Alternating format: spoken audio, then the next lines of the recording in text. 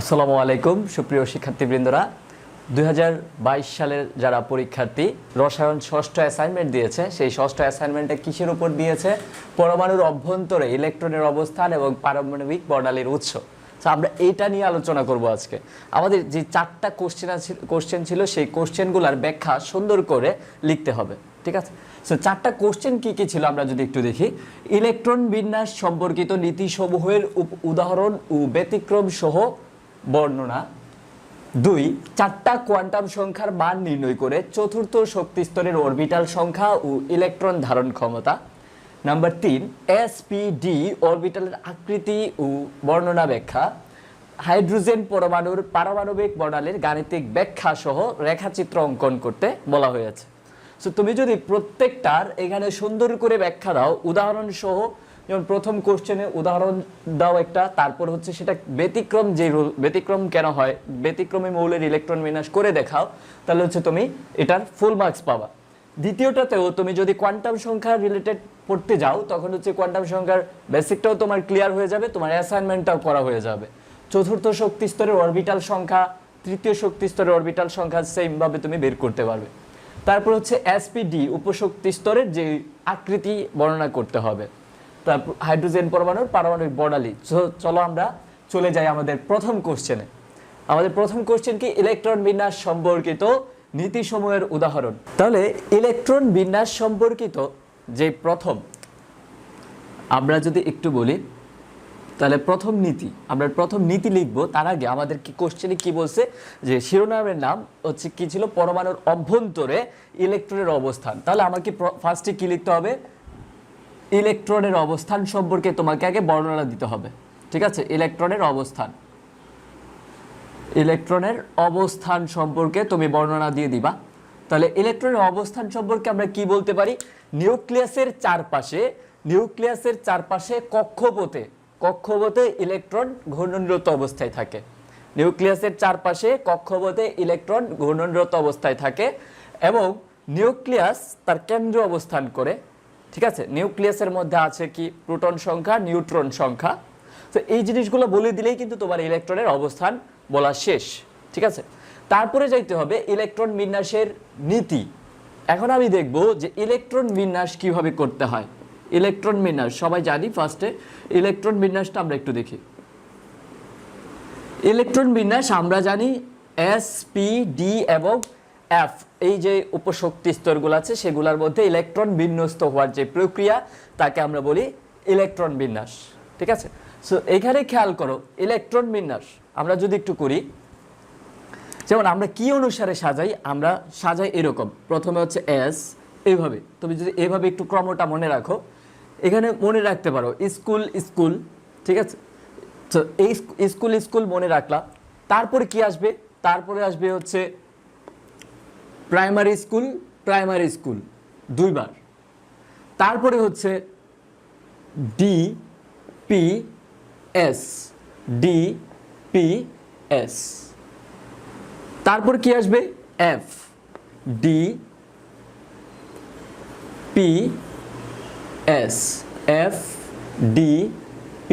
S, এগুলো কি লিখলাম, এগুলো হচ্ছে আমরা এস ইলেকট্রনের ক্রমানুসারে, শক্তির ক্রমানুসারে কার মধ্যে ইলেকট্রনটা আগে যাবে সেটার জন্য আমি এইভাবে মনে রাখতে পারি চাইলে। তাহলে প্রথমে যদি আমরা এস ফিল আপ করি, তাহলে এটা হচ্ছে কি এস, 1s, এটা 2s, তারপর যত জায়গায় এস আছে তত জায়গায় আমরা এস ফিল আপ করবো। এটা 3s, এটা হচ্ছে 4s, এটা হচ্ছে 5s, এটা হচ্ছে 6s, 7s, 8s। তারপরে আমরা পি ফিল আপ করবো। পি এখানে কত শক্তি স্তর, পি 2 নাম্বার থেকে শুরু, তাহলে 2p, তারপরে আসবে 3p, তারপরে হচ্ছে 4p, 5p, 6p, 7p। তারপর আমরা আসবো ডিতে। ডি শুরু করলাম কোন থেকে, ডি এদিক থেকে শুরু হয়েছে, তার মানে 3 নম্বর শক্তি স্তর থেকে ডি শুরু হয়েছে, তাহলে 3d। তারপরে যে ডি আছে তার আগে 4d, তারপরে যে ডি আছে তার আগে হচ্ছে 5d, তারপর যে ডি আছে সেটা হবে 6d। তারপর আসে এফ কত শক্তি স্তর থেকে, 4 নং শক্তি স্তর থেকে শুরু হয়েছে, 4f। তারপর যে এফটা আসবে সেটা হচ্ছে কি 5f। সো এখন আমরা দেখলাম যে হচ্ছে এটা কি বলতেছি, school school, primary school primary school, ঠিক আছে, S school school, primary school primary school. তারপর হচ্ছে এখানে আমরা এটাকে মনে রাখতে হবে, ডি দিয়ে তোমরা যে কোনো একটা কিছু মনে রাখতে পারো। ডিতে হচ্ছে একজন মানুষের নাম যদি ধরো, doll, primary school primary school, ঠিক আছে। তারপর এখানে এফ, এফতে হচ্ছে ফোন, ডিপিএস, এফডিপিএস, এরকমভাবে দুইবার করে একটা লিখবা, এক কথা। এস দুইবার লিখছি, পিএস দুইবার, ডিপিএস এই তিনটাকে আবার দুইবার করে লিখছি, এফডিপিএস এই চারটাকে আমি আবার দুইবার লিখছি, ঠিক আছে। সো এই পর্যন্ত আমরা বুঝলাম। এখন যদি একটা মৌলের ইলেকট্রন বিন্যাস আমি দেখাই দিই, আমার কিন্তু কাজটা কমপ্লিট হয়ে যাবে, এতটুকুই তোমার স্যাটিসফাইড খাতার মধ্যে। আমরা যদি জিঙ্কের একটা ইলেকট্রন বিন্যাস করি 30, প্রথমে কোনটা আসবে, প্রথমে 1s, 1s2, তারপর আসবে হচ্ছে 2s, 2s2, তারপরে 2p, 2p6, তারপর আসবে 3s, 3s2, কয়টা হলো, 1s2, 2s2, 2p6, 3s2, তারপর আসবে 3p, 3p6, তারপর 4s, 3d, তাহলে কয়টা করে দিব, 4s এ 2টা, 18 আর 2 হচ্ছে 20, আর বাকি 10টা ইলেকট্রন, তাহলে 10, 3d 10। আমরা কিন্তু খুব সুন্দর করে এই ইলেকট্রন বিন্যাসটা করে ফেললাম। কোন নীতি, আমরা যেই school school, primary school primary school, যেই রোজটা দেখলাম এখানে, যেভাবে প্রথম শক্তি স্তর দ্বিতীয় শক্তি স্তরে কে কে আগে প্রবেশ করবে সেটার অনুসারে শক্তির ক্রমানুসারে আমরা সাজিয়ে ফেললাম। সো একটা এভাবে ইলেকট্রন বিন্যাস দেখলাম। এখন আমরা যাব ইলেকট্রন বিন্যাসের নীতি। সো ইলেকট্রন বিন্যাসের নীতি তোমাকে এরপরে লিখতে হবে। ইলেকট্রন বিন্যাসের নীতি তোমার এই কোশ্চেনের জন্য পরের টপিক ইলেকট্রন বিন্যাসের নীতি। আমরা কোশ্চেন, আচ্ছা নীতি আছে কয়টা, নীতি আছে নীতি আছে 3টা নীতি আছে। কি কি নীতি, একটা হচ্ছে আমাদের আউফবাউ নীতি,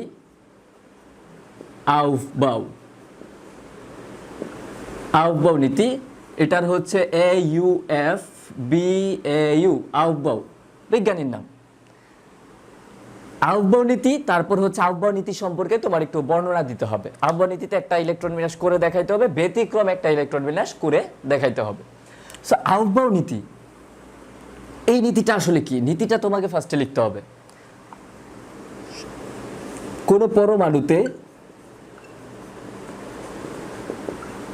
কোন পরমাণুতে ইলেকট্রন নিম্ন শক্তির অরবিটালে, আগে কোথায় যাবে, নিম্ন শক্তির অরবিটালে, এবং পরে বা পরবর্তীতে উচ্চ শক্তির অরবিটালে ইলেকট্রন প্রবেশ করে। আবার আউফবাউ নীতি লেখা শেষ। তারপর আমি এক্সট্রা হিসেবে লিখব যে আউফবাউ নীতি N+L নীতি মেনে চলে, বা N+L রীতি মেনে চলে। N সমান সমান আমরা মনে রাখবো যে প্রধান কোয়ান্টাম নাম্বার, এটাকে আমরা বলি অরবিট সংখ্যা, যদি বলি অরবিট সংখ্যা, আর L সমান সমান সহকারী কোয়ান্টাম সংখ্যা। আমরা একটু পরের কোশ্চেনটাতে কোয়ান্টাম সংখ্যা পড়ব, সহকারী কোয়ান্টাম সংখ্যা।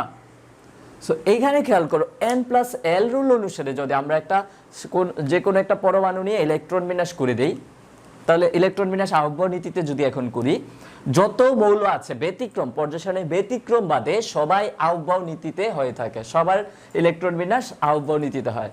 ব্যতিক্রমটা হচ্ছে আমরা একটু বর্ণনা করব। সো এখানে আমরা একটা উদাহরণ লিখব এইভাবে, ঠিক আছে, খাতাতে ঠিক এইভাবে লিখব।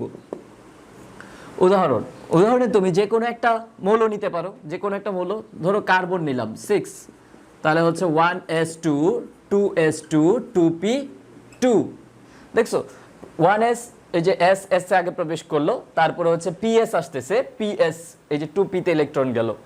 আবার যদি আমি N+L অনুসারে একটু শক্তিটা বের করে বর্ণনা করে দেই, তাহলে কিন্তু খাতাটা আর একটু সুন্দর হবে।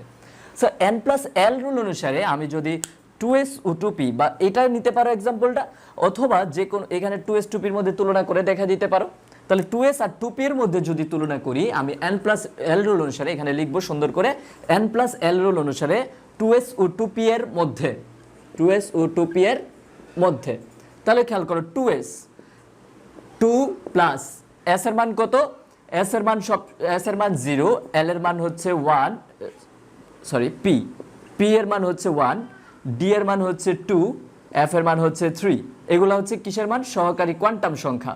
s থাকলে 0 বসাবো, তাহলে n প্লাস l অনুসারে এখানে s এর মান কত 0, তাহলে 2 প্লাস 0 এখানে কত 2 প্লাস হচ্ছে কত 1, ঠিক আছে। তার মানে এটা 3 আর এটাতে হচ্ছে 2। এখানে খেয়াল করো শক্তি কার সবচেয়ে কম, শক্তি কম কিন্তু 2s অরবিটালের। তার মানে ইলেকট্রন সর্বপ্রথম আউববাউ নীতি অনুসারে বা n প্লাস l রুল অনুসারে ইলেকট্রন সর্বপ্রথম 2s অরবিটালে প্রবেশ করবে, তাহলে 2s। তার পরবর্তীতে ইলেকট্রনের শক্তি যেহেতু এটার মধ্যে বেশি, তারপর শক্তির উচ্চ ক্রম অনুসারে তারপর হচ্ছে 2p তে যাবে। এরকম যদি আমরা আরেকটু আউববাউ নীতিতে আরেকটু বলি, এখানে ব্যাখ্যা 3d আর 4s আমি যদি এটার মধ্যে তুলনা করি, খেয়াল করো 3 প্লাস d এর জন্য কত, d এর জন্য হচ্ছে 2, তার মানে 5, আর 4 প্লাস হচ্ছে 0 এখানে হচ্ছে কত 4, ঠিক আছে। যার ধরুন ইলেকট্রনটা 4s আগে প্রবেশ করে 3d তে পরে প্রবেশ করে, কারণ কি 4s এর যে মানটা পেলাম n প্লাস l রুল অনুসারে সেই মানটা হচ্ছে কম 4s অরবিটালের, তাহলে আমরা কি বলতে পারি শক্তি কম, ঠিক আছে। শক্তি কম বিধায় আউববাউ নীতি অনুসারে ইলেকট্রন 4s এ আগে প্রবেশ করে, 4s এ আগে প্রবেশ করে তারপরে 3d তে প্রবেশ করে। সো এই হচ্ছে, আমি উদাহরণ দেওয়া শেষ হয়ে গেল আউববাউ নীতির উদাহরণ। এবার দেখব কি ব্যতিক্রম, সুন্দর করে এইভাবে আমরা টপ লাইন বাই লাইন লিখতে হবে। তাহলে ব্যতিক্রম কারা কারা আছে, আমরা পর্যায় সারণীতে ব্যতিক্রমী যে মৌলগুলো আছে সেগুলোকে যদি একটু খেয়াল করি, ব্যতিক্রমী মৌল হিসেবে আমরা চিনি কপার, ক্রোমিয়াম, প্যালাডিয়াম, ঠিক আছে। প্যালাডিয়ামের পারমাণবিক সংখ্যা 46, ক্রোমিয়াম 24, কপার 29। সো এখন আমার কি করতে হবে, যে কোনো একটার ব্যতিক্রম বর্ণনা করতে হবে। ধরো আমি যদি ক্রোমিয়াম বর্ণনা করি, ক্রোমিয়াম হচ্ছে 24, 1s2, ss এ যাবে আগে 2s2, তারপর হচ্ছে ps এ যাবে 2p6, 3s2, 1s2, 2s2, 2p6, 3s2, যেহেতু 1 2s শেষ 3s2, তারপর হচ্ছে 3p6, 18টা হয়ে গেল 3p6। এবার আসো আমরা 4s লিখি, 4s আর হচ্ছে 3d। এবার 4s আর 3d এর মধ্যে আমরা ইলেকট্রন প্রবেশ করাবো, তাহলে 4s2 3d4 হওয়ার কথা ছিল, 4s2 3d4, 4s2 3d4, ঠিক আছে। এরকম হইলে কিন্তু হয়ে যায়, বাট এরকম হবে না কেন, আউববাউ নীতির ব্যতিক্রম ঘটবে, কারণ হচ্ছে s অরবিটাল এবং d অরবিটালের সুস্থিতিশীলতা অর্জনের জন্য, ঠিক আছে। s অরবিটাল এবং d অরবিটাল বা কোনো অরবিটাল যখন অর্ধপূর্ণ থাকবে, ব্যাখ্যা হিসেবে আমরা বলবো যে কোনো অরবিটাল যখন অর্ধপূর্ণ এবং পরিপূর্ণ থাকে তখন সেই মৌলটা বা সেই পরমাণুটা সবচেয়ে বেশি সুস্থিতিশীল হয়। সেই সুস্থিতিশীলতা অর্জনের জন্য 4s এ একটা ইলেকট্রন এবং 4s থেকে একটা ইলেকট্রন জাম্প করে 3d5 এ চলে যায়, সরি d অরবিটালে ইলেকট্রন একটা চলে যায়, হয়ে গেল কয়টা, 4টা থেকে একটা বেড়ে 5টা s অরবিটাল অর্ধপূর্ণ। তাহলে s এবং এখানে কি পাচ্ছ, s এবং হচ্ছে d অরবিটাল, s এবং d অরবিটাল অর্ধপূর্ণ, s এবং d অরবিটাল অর্ধপূর্ণ হওয়ার কারণে n প্লাস l রুল, অর্থাৎ এই যে আউববাউ নীতি, এই ক্রোমিয়াম, কপার, প্যালাডিয়াম এরা মেনে চলে না, বুঝতে পেরেছি। So n plus l rule আমরা এইভাবে বর্ণনা করে দিব, এটা হচ্ছে ব্যতিক্রম শেষ। তাহলে আমাদের কিন্তু আউববাউ নীতির একটা ব্যতিক্রম সহ উদাহরণ সহ বর্ণনা হয়ে গেল। এখন আমরা লিখব হচ্ছে আমাদের 2 নম্বর যে নীতি আছে, হুন্ডের নীতি।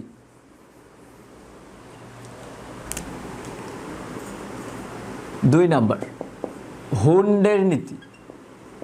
হুন্ডের নীতিতে একটা টার্ম আছে, সমশক্তি সম্পন্ন অরবিটাল। কি বললাম, সমশক্তি সম্পন্ন অরবিটাল। তাহলে সমশক্তি সম্পন্ন অরবিটাল, সমশক্তি সম্পন্ন অরবিটালে ইলেকট্রন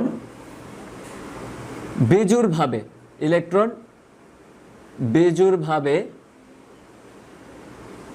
প্রবেশ করে এবং পরে কি করে সেই অরবিটালগুলোতে ইলেকট্রন আবার বিপরীতমুখী স্পিন হয়ে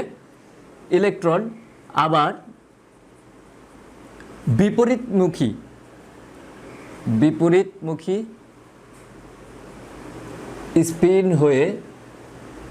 স্পিন হয়ে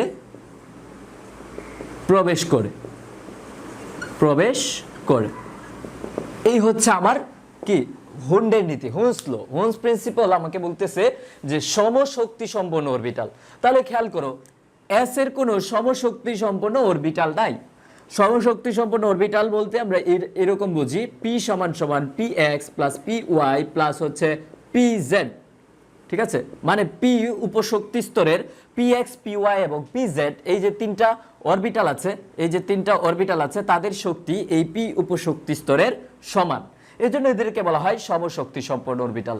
তাহলে আমরা এখানে চাইলে পরবর্তী লাইনে লিখতে পারবো যে এস অরবিটালের জন্য হুন্ডের নীতি প্রযোজ্য নয়, পি এবং ডি অরবিটালের জন্য হুন্ডের নীতি প্রযোজ্য, ঠিক আছে? পি ডি অরবিটালের জন্য হুন্ডের নীতি প্রযোজ্য। তাহলে পি এবং ডি অরবিটালের জন্য যদি হুন্ডের নীতি প্রযোজ্য হয় তাহলে যাদের ইলেকট্রন বিন্যাসে ইলেকট্রন বিন্যাস করলে পি অরবিটালে ইলেকট্রন প্রবেশ করে তাদের ক্ষেত্রে আমরা হচ্ছে কি বের করতে পারবো, তাদের জন্য আমরা এই হুন্ডের নীতি প্রযোজ্য বলতে পারবো। তাহলে সেরকম যদি আমি একটা এক্সাম্পল করি, এবার আসবো আমাদের উদাহরণ। আমাদের প্রত্যেকটা নীতিতে একটা করে উদাহরণ বর্ণনা করতে হবে, ব্যতিক্রম সহ বর্ণনা করতে হবে। উদাহরণ কি? উদাহরণ খেয়াল করো, যদি আমি কার্বন নিলাম কার্বন 6 1s2 2s2 2p2, তাহলে পি অরবিটালে ইলেকট্রন প্রবেশ করেছে। এখন দেখা গেল বক্স পদ্ধতি, আমাদের এই বক্স আকার দিলে এটাকে বলা হয় বক্স পদ্ধতিতে এস অরবিটালে যখন ইলেকট্রন যাবে সেখানে আমাদের কোনো হুন্ডের নীতি নাই, বাট সমশক্তি সম্পন্ন অরবিটাল যাদের ক্ষেত্রে আছে তাদের ক্ষেত্রে আমাদের হুন্ডের নীতি। তাহলে পি এর জন্য বক্স কয়টা? বক্স হচ্ছে তিনটা, পি এক্স পি ওয়াই এবং হচ্ছে পি জেড। তাহলে ইলেকট্রন আছে কয়টা? দুইটা। আরো দেখো একটা কিন্তু ফাঁকা রয়ে গেল, এবার যদি নাইট্রোজেন করি, নাইট্রোজেন 7, খেয়াল করো 1s2 2s2 2p3, তাহলে এস এর জন্য আমার এইরকম দুইটা, আর পিতে কি করবে তখন একমুখী স্পিন হয়ে তিনটা প্রবেশ করবে, যেহেতু তিনটাই আছে তিনটা প্রবেশ করে।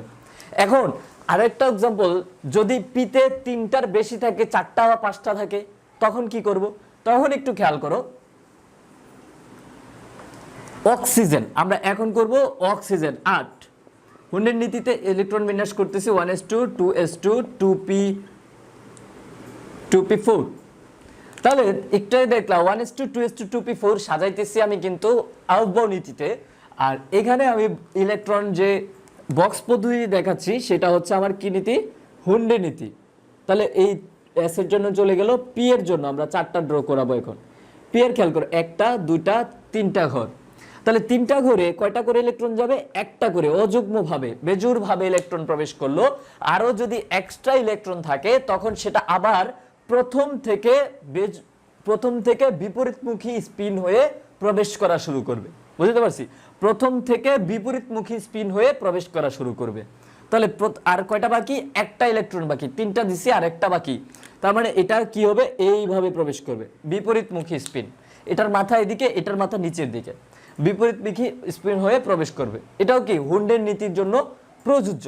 তাহলে আমরা দেখলাম যে কার্বন, নাইট্রোজেন, অক্সিজেন সহ যাদের ক্ষেত্রে পি এবং ডি অরবিটাল আছে তাদেরকে আমরা বলবো যে তারা হুন্ডের নীতি মেনে চলে। সো উদাহরণ হয়ে গেল, হুন্ডের নীতিটাও আমি লিখে ফেললাম সুন্দর করে। তারপর হচ্ছে তোমাকে একটা ব্যতিক্রম যদি দেখাইতে বলে, ব্যতিক্রম দেখাইতে বললে তুমি কি করবা? তুমি যে কোনো একটা মৌল নাও একটু যাদের মধ্যে শুধু s অরবিটাল থাকবে। তাহলে আমি যদি 4 নাম্বার বেরিলিয়ামকে হিসেব করি, বেরিলিয়াম 4, দেখো এখানে সমশক্তি সম্পন্ন কোনো অরবিটাল নাই, তো এটা হচ্ছে আমরা কি লিখবো, ব্যতিক্রম। সমশক্তি সম্পন্ন অরবিটাল নাই, তার মানে আমরা বুঝলাম যে এই বক্সে একটা দুইটা, এই বক্সে একই সাথে একটা এবং হচ্ছে দুইটা ইলেকট্রন প্রবেশ করে। যেহেতু পি এবং ডি অরবিটাল নাই, তাহলে আমরা এটাকে বলবো যে হুন্ডের নীতি এই বেরিলিয়ামের ক্ষেত্রে প্রযোজ্য নয়। তাহলে আমরা আউকবাউ নীতি এবং তার একটা উদাহরণ দেখলাম, ব্যতিক্রম দেখলাম, হুন্ডের নীতি একটা উদাহরণ দেখলাম। হুন্ডের নীতি কি লিখলাম, আগে উদাহরণ লিখলাম, ব্যতিক্রম লিখলাম। এবার আমাদের যে নীতিটা সর্বশেষ আছে সেটা হচ্ছে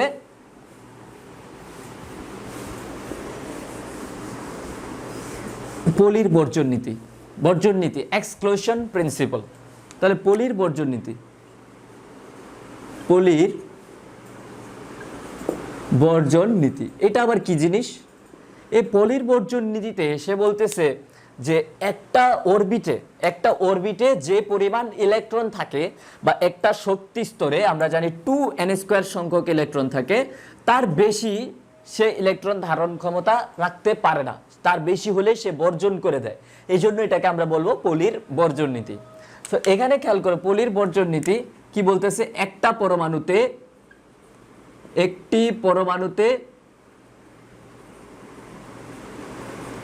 একটি পরমাণুতে দুটা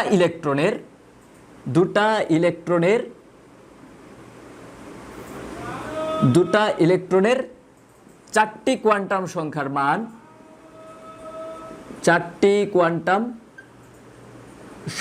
মান সমান হতে পারে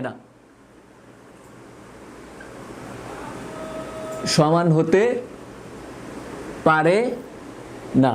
এটা হচ্ছে আমার কি, পলির বর্জন নীতি।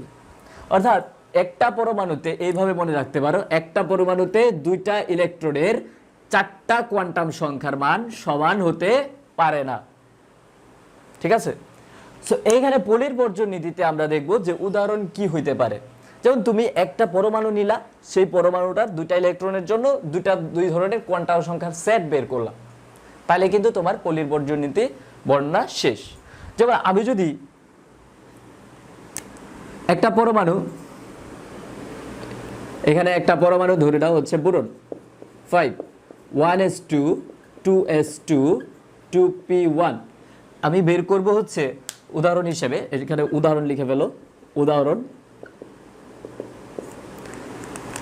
2s এবং 2p, 2s এবং হচ্ছে 2p, 2s 2p এর জন্য ইলেকট্রন আমি যদি বের করি, কোয়ান্টাম সংখ্যার মানগুলা বের করি, 2s 2p না ধরে আমি হচ্ছে এখানে যদি 4তম এবং 5তম ইলেকট্রনের, কততম, 4তম ও 5তম ইলেকট্রনের কোয়ান্টাম সংখ্যা, আমরা নেক্সট কোশ্চেনে কোয়ান্টাম সংখ্যা দেখব। এই কোশ্চেনটা এখন এতটুক আমি যেভাবে লিখি সেভাবে লিখে দিলেই তোমার হয়ে যাচ্ছে। সো 1s2 2s2, 4তম ইলেকট্রন কোথায় আছে, এই 2s এর মধ্যে, তাহলে n সমান হচ্ছে 2, n সমান 2 s এর মধ্যে আছে, l সমান কত, আমরা একটু আগে লিখছি যে s হলে l এর মান হচ্ছে 0, m সমান কত হবে, m সমান হচ্ছে প্লাস মাইনাস l আমরা জানি, সো এখানে হচ্ছে m এর মান 0, s সমান এটা যেহেতু প্লাস হাফ ধরে নাও, মাইনাস হাফ ধরতে পারো, প্লাস হাফ ধরতে পারো, আমরা প্লাস হাফ এটাকে লিখলাম। সো এই হচ্ছে 5তম ইলেকট্রনের জন্য কোয়ান্টাম সংখ্যা যদি বের করি, n সমান হচ্ছে কত, এখানে 2p, তার মানে n সমান 2, l সমান কত, p যেহেতু p এর জন্য আমরা লিখব কত 1, m এর মান কত লিখব, প্লাস মাইনাস 1, m এর মান কত হয়, প্লাস মাইনাস 1 হবে, প্লাস মাইনাস l এর বদলে প্লাস মাইনাস 1, তাহলে প্লাস মাইনাস 1, p এর যে তিনটা উপশক্তি স্তর আছে তার মধ্যে এটাতে ইলেকট্রনটা প্রবেশ করলো, ধরো px py pz, তারপরে এইটাতে যদি ইলেকট্রনটা যায় তাহলে আমরা বলতে পারি যে প্লাস 1 0 মাইনাস 1, তাহলে m এর মান প্লাস 1, s সমান আমরা এখানে এটাকেও আমরা প্লাস হাফ ধরে নিলাম। তাহলে দেখো একটা কোয়ান্টাম সংখ্যা, দুটা কোয়ান্টাম সংখ্যা এবং হচ্ছে দুটা কোয়ান্টাম সংখ্যার মিল আছে, আর দুটা কোয়ান্টাম সংখ্যার কিন্তু ব্যতিক্রম ঘটেছে। সো কি বুঝলাম এখানে, যে হচ্ছে একটা পরমাণুর দুটা ইলেকট্রনের চারটা কোয়ান্টাম সংখ্যার মান কখনো সেম হবে না, সর্বোচ্চ পরিমাণে তিনটা সমান হইতে পারে, আর একটা কি অবশ্যই ব্যতিক্রম হবে। আরেকটা অবশ্যই ব্যতিক্রম হবেই। সো এই হচ্ছে আমার কি, যে সর্বোচ্চ কয়টা, 3টা পর্যন্ত সেম হবে। সো আমরা পলির বর্জন নীতিও বর্ণনা করে ফেললাম। আমরা এখন চলে যাব আমাদের 2 নাম্বার যে কোশ্চেন।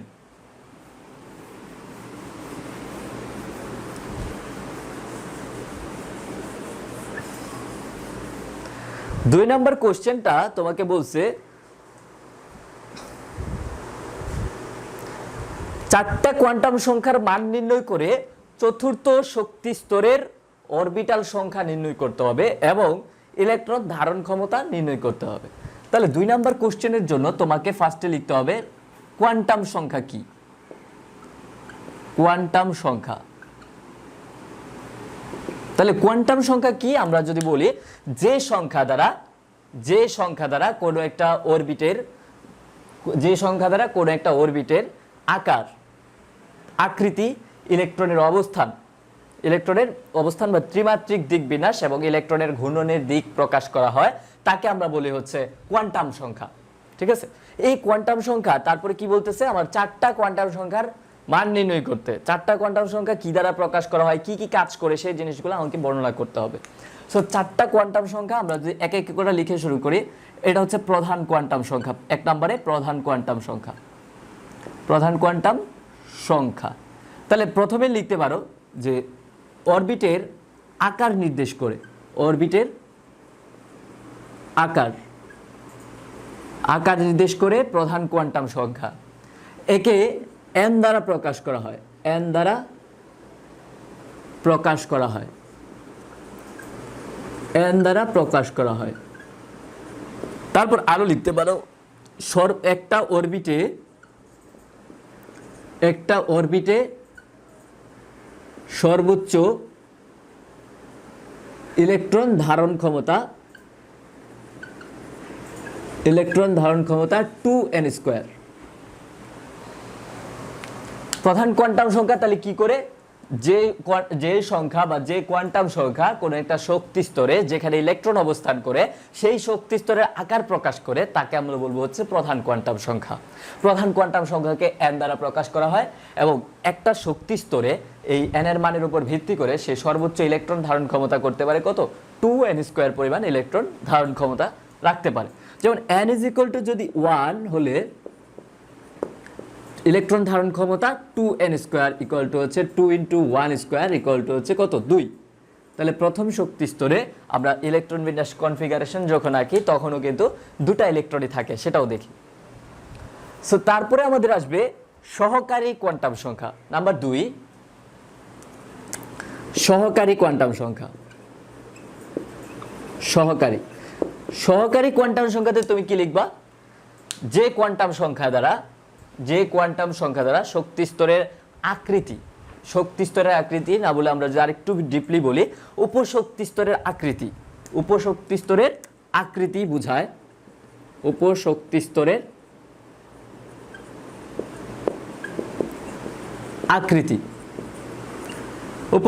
স্তরের আকৃতি বোঝায়, তাকে আমরা বলবো হচ্ছে সহকারী কোয়ান্টাম সংখ্যা।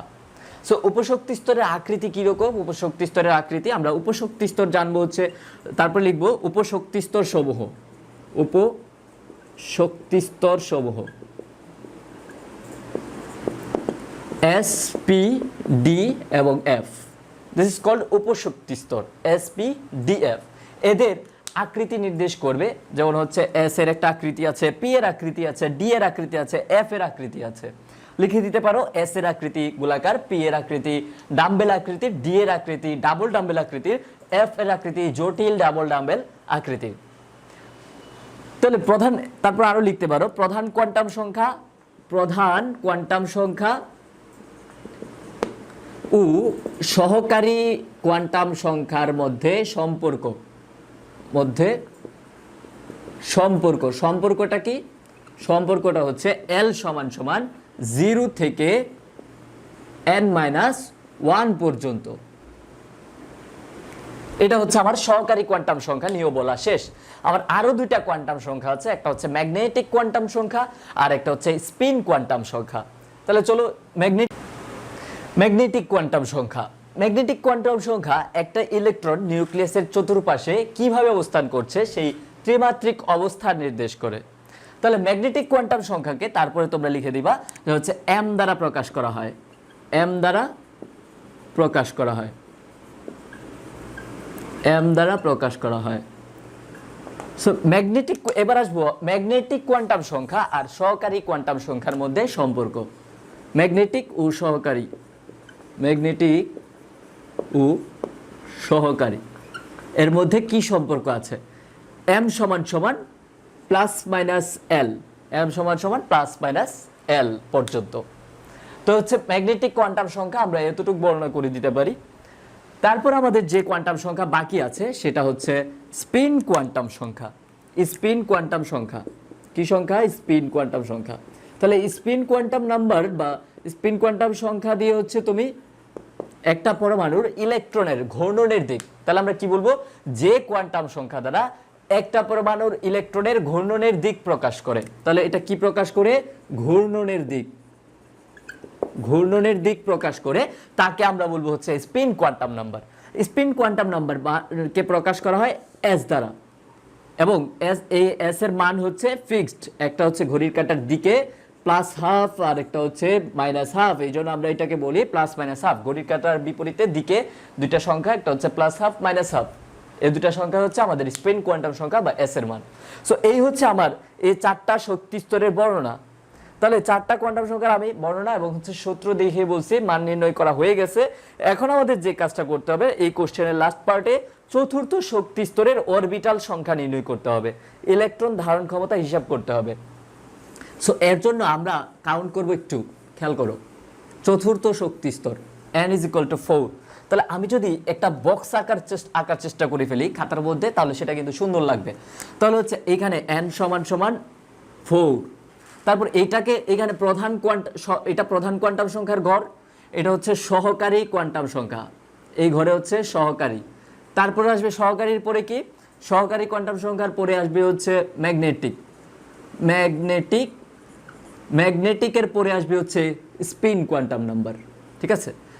তো এই ম্যাগনেটিক কোয়ান্টাম সংখ্যা যে m এর মানটা, সেই m এর মানটাই হচ্ছে আমার অরবিটাল নির্দেশ করবে। কি নির্দেশ করবে?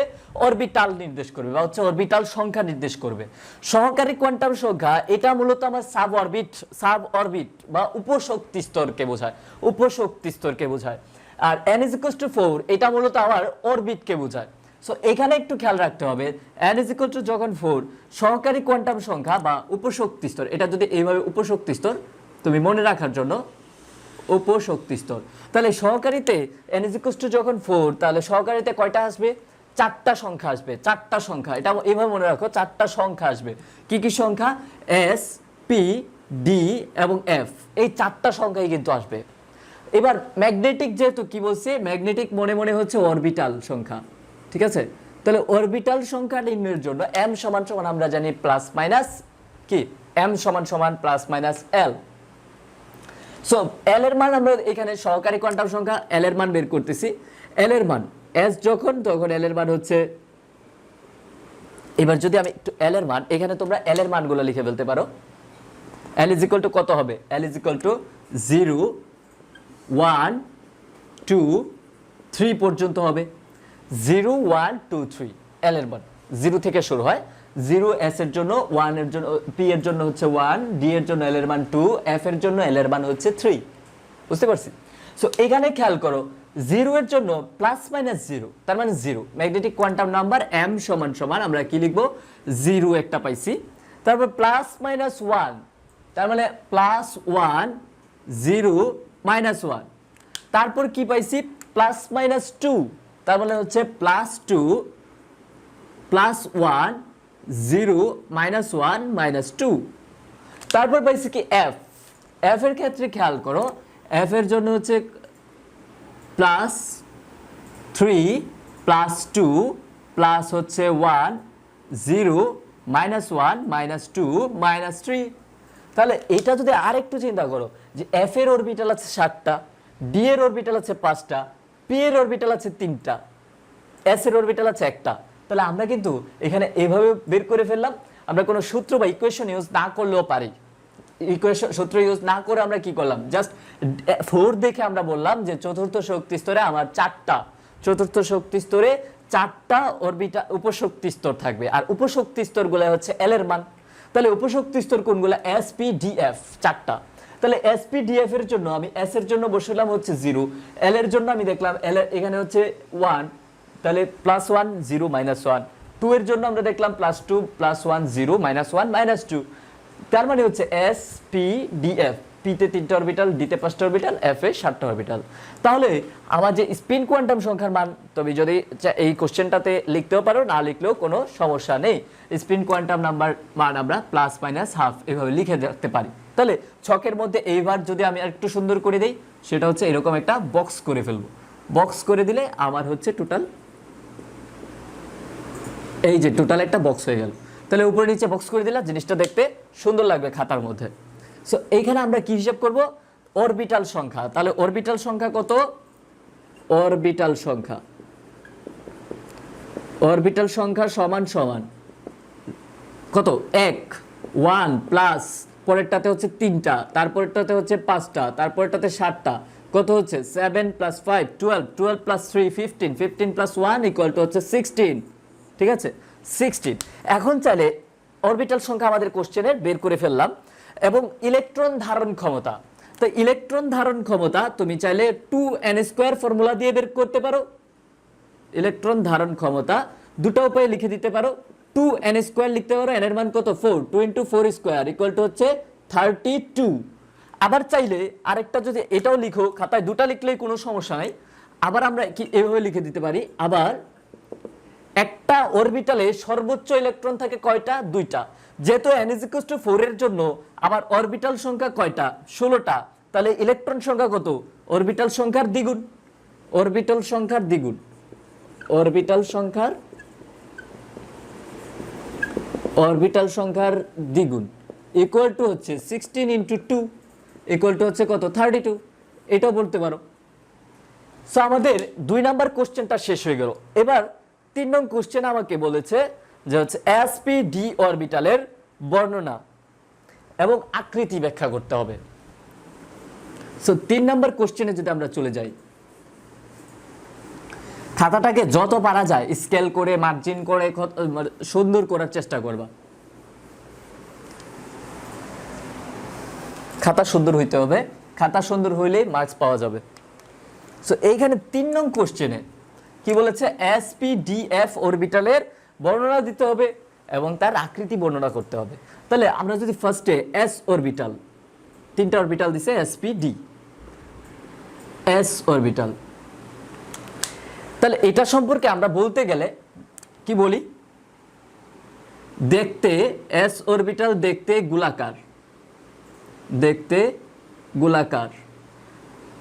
তারপর আমরা বলতে পারি যে দেখতে গোলাকার বললাম, তারপর বলতে পারি নিউক্লিয়াসের চারপাশে অবস্থান করে, নিউক্লিয়াসের চারপাশে, নিউক্লিয়াসের চারপাশে অবস্থান করে, চারপাশে অবস্থান করে। চারপাশে বলতে এক্স এক্সিস, ওয়াই এক্সিস দুইটা নিয়েই অবস্থান করে। তাহলে কিন্তু আমার হয়ে গেল। তাহলে এস অরবিটাল যদি, তারপর আমরা কি দেখাইতে হবে? আকৃতি।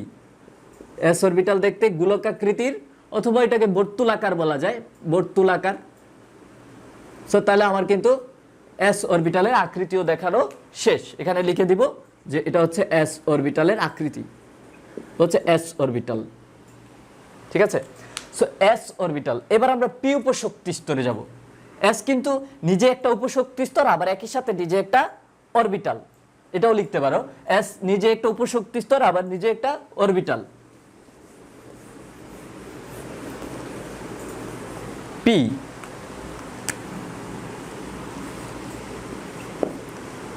P orbital. এবার পিতে আমরা কি বলবো? আমরা এটা আসলে পি অরবিটাল না, পি উপশক্তি স্তর। তাহলে আমরা লিখবো যে পি উপস্তরে 3টা, উপস্তরে 3টা অরবিটাল আছে। ফার্স্ট অফ অল এটা লিখে দিতে পারি, অরবিটাল আছে। কি কি?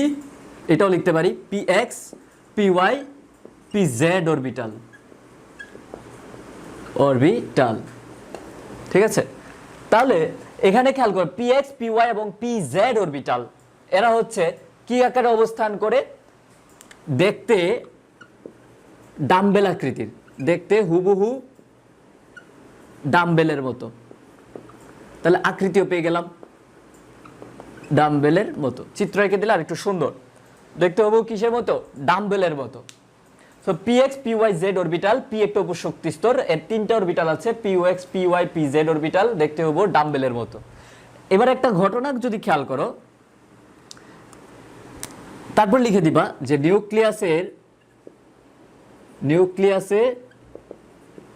নিউক্লিয়াসের কাছাকাছিতে বা কাছাকাছি ইলেকট্রন মেঘের ঘনত্ব p অরবিটালের ক্ষেত্রে কম, ঘনত্ব কম, কিন্তু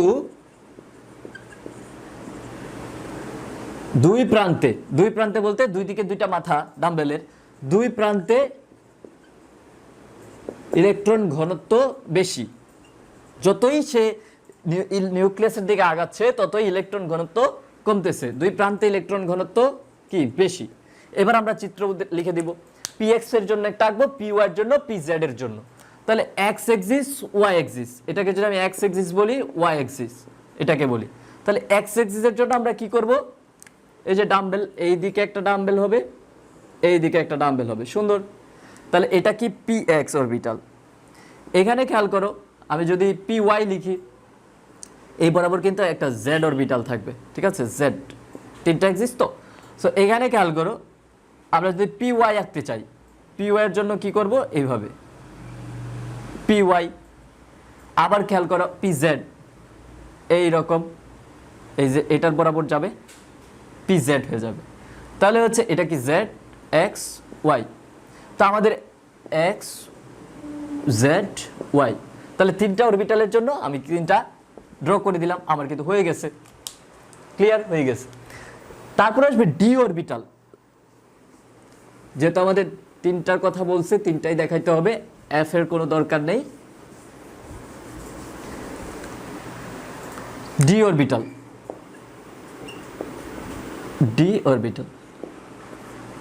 সো এই যে ডি অরবিটাল, এইটার আকৃতি কিরকম? ফার্স্টে যদি লিখো, ডাবল ডাম্বেল আকৃতির, ডাবল ডাম্বেল আকৃতির।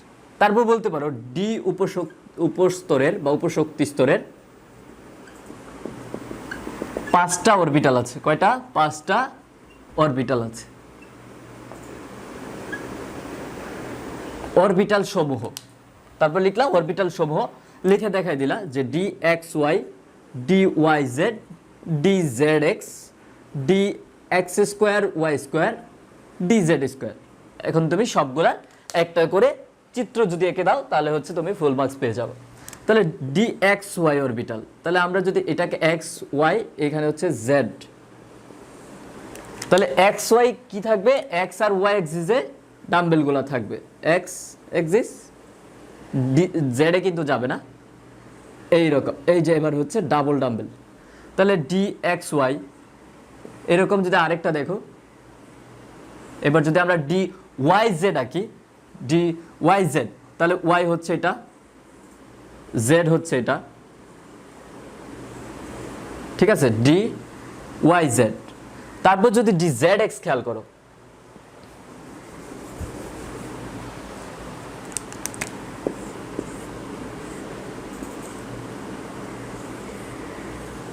ডি, এটা এইভাবে লাগাও, কোনাতে লাগাই দিব, ডি জেড আর হচ্ছে এক্স, এই যে ডি জেড এক্স, ঠিক আছে।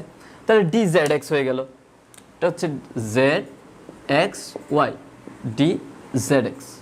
তো D Z x, D x square Y square একবার, ডি জেড স্কোয়ার আমরা যদি ড্র করে দিই তাহলেই হচ্ছে আমাদের কি পুরা পাঁচটা অরবিটাল সুন্দর হয়ে গেল। ডি জেড স্কোয়ারটা কিভাবে আঁকবা?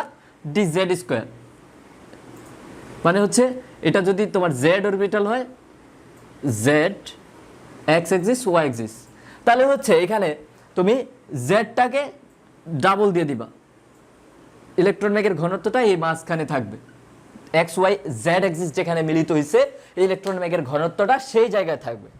তাহলে আমার এটা কি orbital? D Z square orbital হয়ে গেল। তুমি যখন এই পাঁচটা অরবিটাল শো করে দিবা তাহলে হচ্ছে তুমি কিন্তু অ্যাসাইনমেন্টে ফুল মার্কস পাবা, ঠিক আছে। সো ব্যাখ্যা দিলাম, আমরা চিত্রগুলো আঁকা শেষ করলাম। লাস্ট কোশ্চেন আমাদের জন্য, লাস্ট কোশ্চেনে বলছে পারমাণবিক বর্ণালীর উৎস ব্যাখ্যা করতে হবে। পারমাণবিক বর্ণালীর উৎস, এবং ইন্ডিকেট করে দিছে যে হাইড্রোজেন পরমাণুর বর্ণালী। তাহলে আমরা কিভাবে লিখবো? এখানে প্রথমে হাইড্রোজেন সম্পর্কে একটু বলবো। নাম্বার 4, হাইড্রোজেন পরমাণুর বর্ণালী। বর্ণালী কি? বর্ণালী, পারমাণবিক বর্ণালী কোন একটা পরমাণু যখন উত্তেজিত অবস্থায় এক জায়গা থেকে আরেক জায়গায় আসে বা এক জায়গা থেকে আরেক জায়গায় যায়, তখন হচ্ছে যে শক্তির বিকিরণ এবং শোষণ ঘটে। ওই শক্তির শোষণ এবং বিকিরণ হওয়ার সাথে সাথে তখন সেখানে একটা তরঙ্গ দৈর্ঘ্য নিঃসৃত হয়। ঠিক আছে, ওই তরঙ্গ দৈর্ঘ্যের মধ্যে বিভিন্ন রঙের কালার সৃষ্টি হয়। ঠিক আছে, বিভিন্ন ধরনের রঙের সৃষ্টি হয়। এই রঙগুলোকে আমরা বিভিন্ন নাম দিব, এবং হাইড্রোজেনের কোন সিরিজে কি বর্ণালী উদ্ভব হয় সেটাই আমাদের এখানে ব্যাখ্যা করতে বলছে। তাহলে আমরা হাইড্রোজেন পরমাণু বর্ণালী যদি ব্যাখ্যা করতে যাই, ফার্স্টে হচ্ছে আমরা হাইড্রোজেন পরমাণুটা সম্পর্কে একটু বলবো, যে হাইড্রোজেনের পারমাণবিক সংখ্যা 1, তার ইলেকট্রন সংখ্যা 1, তার প্রোটন সংখ্যাও যদি 1 হয়, তাহলে এই একটা পরমাণুকে যদি আমি বাহির থেকে কোনো এনার্জি দেই, বাহির থেকে যদি শক্তি দেই, শক্তি দিলে সেই ইলেকট্রনটা নিম্ন শক্তি স্তর থেকে উচ্চ শক্তি স্তরে যাবে একবার, আবার উচ্চ শক্তি স্তর থেকে যখন নিম্ন শক্তি স্তরে ফিরে আসবে, উচ্চ শক্তি স্তর থেকে যখন নিম্ন শক্তি স্তরে ফিরে আসে, তখন আমাদের বিভিন্ন তরঙ্গ দৈর্ঘ্য এবং হচ্ছে বিভিন্ন বর্ণালী অঞ্চলের সৃষ্টি হয়, বিভিন্ন বর্ণালী সৃষ্টি হয়, বিভিন্ন সিরিজের সৃষ্টি হয়। ঠিক আছে, তো ইলেকট্রন যখন আমরা এখন এই হচ্ছে প্রথমে হাইড্রোজেনের বর্ণনা, তারপর আমরা লিখব যে ইলেকট্রন যখন, তাহলে এখানে কি লিখবা? ফার্স্টে হাইড্রোজেন পরমাণুর একটু বর্ণনা লিখবা, সহজ, খুব সহজ। পর্যায়সারণীতে হাইড্রোজেনের অবস্থানটা একটু বর্ণনা করবা। এই যখন হাইড্রোজেনের ওই ইলেকট্রনটাকে আমরা উত্তেজিত করব বা হচ্ছে বাহির থেকে যখন কোনো এনার্জি দিব, তখন সে উত্তেজিত হয়ে উপরের শক্তি স্তরে চলে যাবে। আবার কিছুক্ষণ পরে যখন আবার নিম্ন শক্তি স্তরে ফিরে আসে, গ্রাউন্ড স্টেটে ফিরে আসে, তখনই বিভিন্ন রঙের কি বর্ণালীর সৃষ্টি হয়, বিভিন্ন বর্ণালীর সৃষ্টি হয়। আবার শক্তি কোন সিরিজ, বিভিন্ন সিরিজ আছে, সেই সিরিজগুলোর নাম আমরা দেখব। তাহলে হচ্ছে প্রথমে যদি আমরা সিরিজের সময়ের নাম দেখি, হাইড্রোজেন পরমাণুর সিরিজ, সিরিজ 5টা লিখলেই হবে আমাদের, 5টা। তো লাইমেন, ভামার, পেস্টেন, ব্র্যাকেট এবং ফুন্ড সিরিজ। লাইমেন, বামার, পেস্টেন, ব্র্যাকেট এবং ফুন্ড সিরিজ। তাহলে লাইমেন, বামার এভাবে পাশাপাশি লিখে দিতে পারো, Balmer, Paschen, Brackett series, Brackett series, Pfund series, Pfund series. ঠিক আছে, এবার 5টার একটা করে যদি আরেকটু সুন্দর করে এভাবে 5টা লিখতে পারো, 1-2 নাম্বার দিয়ে যদি লেখো, তাহলে একবারে প্রথমে শুরু হবে লাইমেন সিরিজ। কি series? Lyman series. So Lyman series শুরু হলো আমাদের এই যে, আচ্ছা এখানে আমরা আরেকটা কথা বলে নেই, যে কথাটা হচ্ছে যে হাইড্রোজেন পরমাণু যখন উত্তেজিত অবস্থা থেকে নিম্ন শক্তি স্তরে ফিরে আসে, তখন যেই তরঙ্গ দৈর্ঘ্যের সৃষ্টি হয়, সেই তরঙ্গ দৈর্ঘ্য বের করার জন্য আমাদের একটা ফর্মুলা আছে। সেই ফর্মুলাটা কি? সেই ফর্মুলাটা হচ্ছে 1/λ। এটা হচ্ছে 1/λ মানে তরঙ্গ সংখ্যা, ইকুয়াল টু হচ্ছে, এটাকে আবার নিউ বারও বলা যায়, 1/λ বা নিউ বার দিয়ে লেখা হয়, রিডবার্গ ধ্রুবক। এটাকে বলা হয় রিডবার্গ ধ্রুবক, RH 1/n1 square minus 1/n2 square, Rydberg ধ্রুবক। ঠিক আছে, যেখানে n1 হচ্ছে আমার যেই শক্তি স্তরে ফিরে আসছে, আর n2 হচ্ছে যেই শক্তি স্তর থেকে আমার ওই অবস্থানটাতে ফিরে আসতেছে। ঠিক আছে, সো এবার আমরা লিখবো লাইমেন সিরিজ।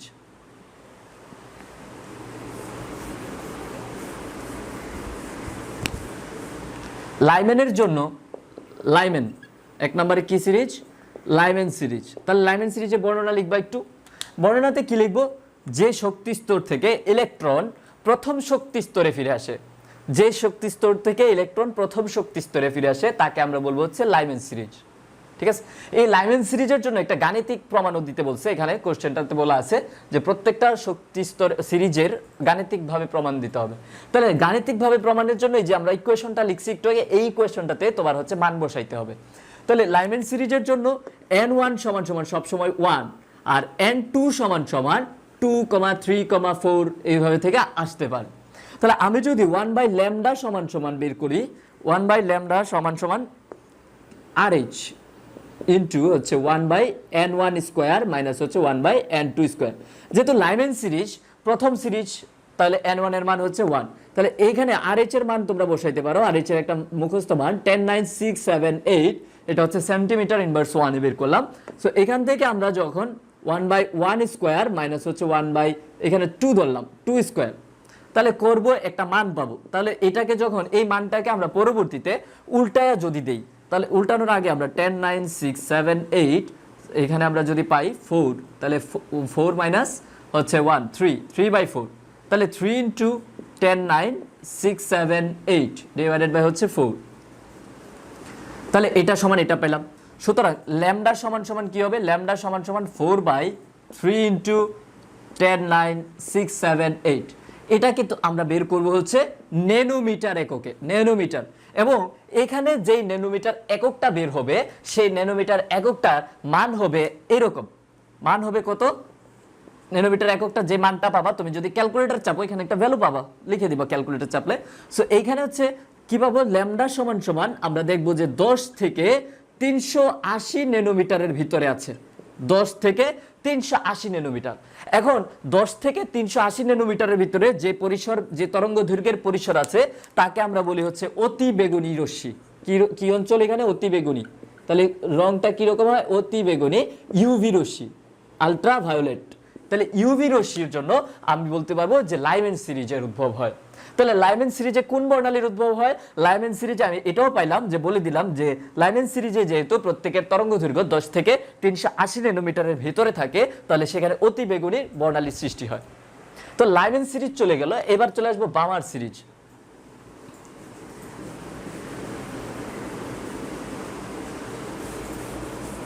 বামার সিরিজের জন্য তুমি একটা এরকম সেম ভাবে গাণিতিক ম্যাথ করতে হবে। বামার সিরিজ মনে রাখতে হবে লাইমেনের পরে আসছে কিন্তু বামার, তাহলে n1 এর পরে দ্বিতীয় শক্তি স্তর, n1 এর মান হবে এখানে 2।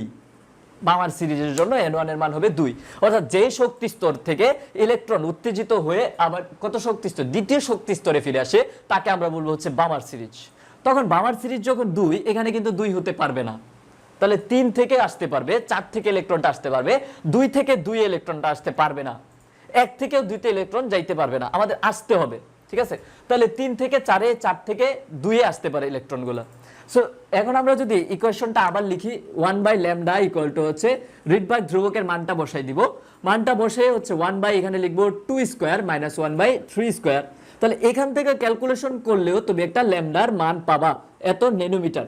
ঠিক আছে, ল্যামডার মান যখন এত ন্যানোমিটার এবং সেই ন্যানোমিটারটার রেঞ্জ থাকবে 380 থেকে 780 ন্যানোমিটারের ভিতরে, 380 থেকে 780 ন্যানোমিটারে, অর্থাৎ যে বর্ণালীগুলো আমরা চোখে দেখতে পাই, তার মানে হচ্ছে দৃশ্যমান বর্ণালী। কি বর্ণালী?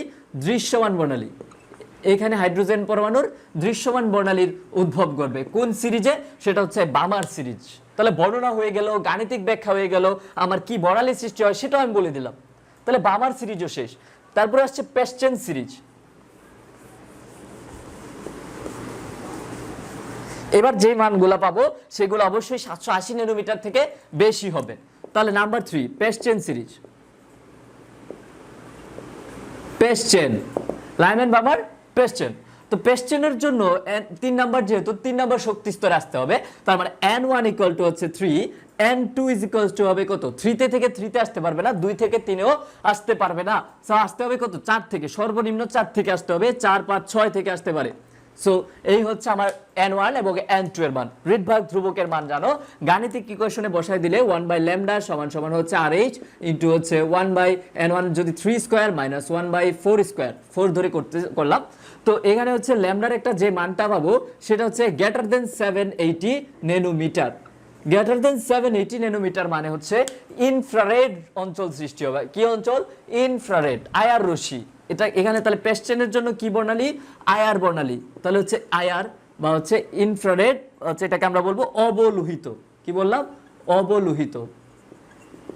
তাহলে ঠিক সেম ভাবে আমরা যদি পেস্টেনের পরে ব্র্যাকেট সিরিজের কথা বলি, 4 নাম্বার সিরিজ ব্র্যাকেট, তাহলে ব্র্যাকেটের জন্য কি লিখবো এখানে? ব্র্যাকেট সিরিজ হচ্ছে আমরা লিখবো যে কোন একটা ইলেকট্রন যদি 4 নং শক্তি স্তরে ফিরে আসে, n1 = 4, n2 = কত হবে? 5, 6, 4 নং শক্তি স্তরে ফিরে আসে, তখন সেটাকে আমরা বলবো হচ্ছে কি সিরিজ, ব্র্যাকেট সিরিজ। এবং ব্র্যাকেট সিরিজে কি বর্ণালীর সৃষ্টি হবে, সেটার তরঙ্গ দৈর্ঘ্য গ্রেটার দেন 780 ন্যানোমিটার, অর্থাৎ এখানেও অবলোহিত, ব্র্যাকেট সিরিজের জন্য অবলোহিত অঞ্চলে বা অবলোহিত বর্ণালীর এখানেও সৃষ্টি ঘটবে। তুমি গাণিতিক একটা ইকুয়েশন এখানেও লেখা দিতে হবে, সেটা হচ্ছে RH 1/n1 স্কয়ারের বদলে আমি যদি 1/4 স্কয়ার মাইনাস হচ্ছে 1/5 স্কয়ার লিখি, তাহলে এখান থেকেও তুমি একটা ল্যামডার মান পাবা, ঠিক আছে, যেটা কিনা গ্রেটার দেন 780 ন্যানোমিটার এবং হচ্ছে এই যে প্রেস্টেন সিরিজের যে অবলোহিত অঞ্চল তার থেকে একটু বেশি, খুব কাছাকাছি থাকবে। সো প্রেস্টেন সিরিজ ব্র্যাকেট ফুন সিরিজের জন্য n1 = 5 n2 = 6। তাহলে আমার হাইড্রোজেন পরমাণুর সবগুলা বর্ণালীর ব্যাখ্যা যদি তুমি এইভাবে লিখো সুন্দর করে স্টেপ বাই স্টেপ, তাহলে কিন্তু তুমি অ্যাসাইনমেন্টে ফুল মার্কস পাবে। এবার বলছে আবার লাস্ট যে কোশ্চেনটা, সেখানে হচ্ছে রেখাসমূহ চিত্রের মাধ্যমে দেখাই দিতে হবে। আমরা যে কথাগুলো এতক্ষণ বলছি হাইড্রোজেন পরমাণু সিরিজ বর্ণালী, সেগুলো জাস্ট একটা রেখাচিত্র দিয়ে আমরা দেখাই দিব। সো রেখাচিত্র দিয়ে যদি তোমাকে আমি দেখাই দিতে চাই, সেটা খেয়াল করো। এই রকম তুমি স্কেল দিয়ে একটা দাগ দিবা এদিকে এবং হচ্ছে আমাদের এই অঞ্চলটাতে দাগ দিলাম। হচ্ছে ধরো একটা অঞ্চলের সৃষ্টি হলো এখানে। সো আমি এখানে হচ্ছে 6টা শক্তি স্তর দিতে পারি। 6টা, কয়টা শক্তি স্তর? 6টা। তাহলে একটা হয়ে গেছে, এইখানে দিলাম 2টা, তোমরা স্কেল দিয়ে সুন্দর করে আঁকাবা 4টা, এখানে হচ্ছে 5টা, এখানে হচ্ছে 6টা, ঠিক আছে।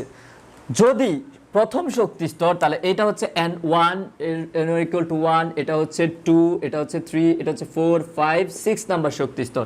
লাইমেন বামার, এখানে ব্র্যাকেটে লিখতে পারো লাইমেন, এটা হচ্ছে লাইমেন সিরিজ বামার, তারপর হচ্ছে bracket Lyman বামার Paschen Brackett series, সবগুলো আমি বলে দিলাম।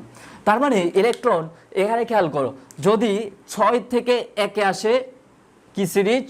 Lyman series.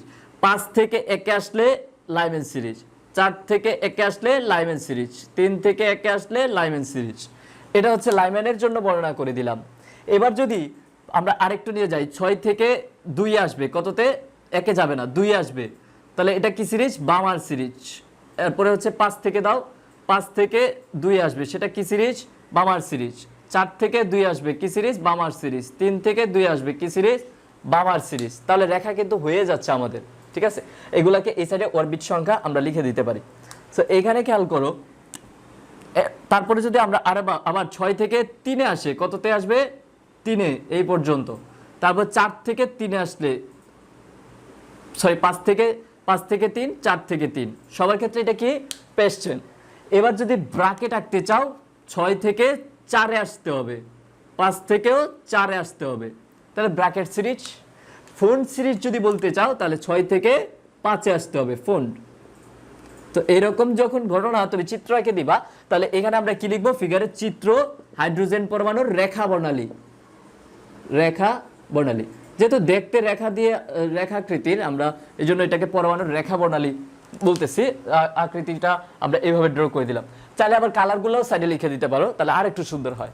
তাহলে এই পর্যন্ত হচ্ছে আমাদের এই 4টা কোশ্চেন আনসার শেষ হয়ে গেল, ঠিক আছে। আশা করি সবাই এই 4টা কোশ্চেন আনসার যেরকম বুঝতে পারতেছো, ইভেন এটা দিয়ে যদি কোনো সৃজনশীল কোশ্চেন হয়, হচ্ছে বোর্ড পরীক্ষা অ্যাডমিশন টেস্টেও যদি কোশ্চেন হয়, তখন আশা করি এই কনসেপ্টগুলো কাজে লাগে তুমি সেগুলো আনসার করতে পারবে।